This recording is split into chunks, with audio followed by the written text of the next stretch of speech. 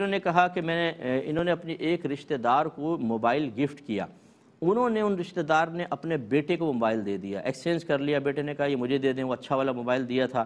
اب اس میں وہ سوشل میڈیا پر ایسی چیزیں یوز کر رہا ہے کہ جو غیر مناسب ہے. میں نام لینا چاہتا، آپ سمجھ گئے کہ وہ کون سی اس نے جگہ پر جوائن کیا ہوگا.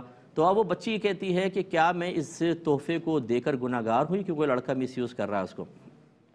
دیکھیں آپ تو گناہ گار نہیں ہیں. الامور بمقاصدها مشہور مقولہ ہے، یعنی ایک اصول ہے کہ تمام معاملات نیتوں کے ساتھ ہوتے ہیں. اگر آپ نے ایک اچھی نیت سے تحفہ دیا تھا، کسی خاتون کو دیا تھا، آپ یہ چاہتی تھی کہ چلیں اس کو یوز کریں، آپ سے بات کرنے میں ان کے آسانی ہو، انہوں نے آگے دے دیا تو آپ پہ کوئی وبال نہیں.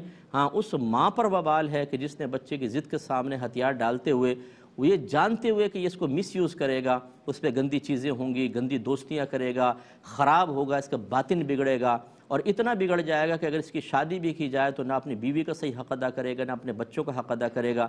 جو میرا موجودہ مشاہدہ یہی ہے کہ جو زیادہ سوشل میڈیا پر ٹائم دیتے ہیں، شادی ہو جانے کے بعد بھی وہ ٹریک ختم نہیں ہوتی ہے، اس پر ٹائم دیتے رہتے ہیں. بیوی انتظار کر رہی ہے، وہ غلط چیزوں میں لگے ہوئے ہیں، بیوی کا حق پورا نہیں کر رہے، دوستیوں کا حق پورا کر رہے ہیں، اور اس میں بہت زیادہ وہ حقوق سلب کر کے یا حقوق کسی کے ضائع کر کے، پورے نہ کر کے، گناہ کبیرہ کے مرتکب ہو کر اپنے آپ کو جہنم کا ایندھن بنا رہے ہوتے ہیں. کیونکہ ایسے لوگوں کو میں نے عموماً دیکھا ہے توبہ کی توفیق بھی نہیں ہوتی، کیونکہ ان کو علم ہی نہیں ہوتا کہ ہم کس کس کا حق سلب کر رہے ہیں. وہ سمجھتے ہیں ہم صحیح کر رہے ہیں، یہ تو خواہ رکاوٹ بن رہی ہے فلاں فلاں. اب اس کا وبال کس پر ہوگا؟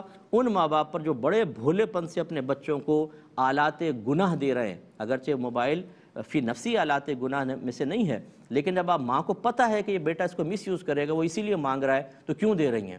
تو ایسی صورت میں میں تحفے دینے والوں سے بھی گزارش کرتا ہوں کہ اگر آپ کو ذرہ برابر بھی گمان ہو کہ آپ کے تحفے کا مس یوز ہوگا، تو چاہے وہ کتنا ہی قریب ترین رشتہ دار کیوں نہ ہو، آپ بالکل ان کو گفٹ نہ دیں، کوئی اور شکل میں کوئی اور چیز دے دیجیے.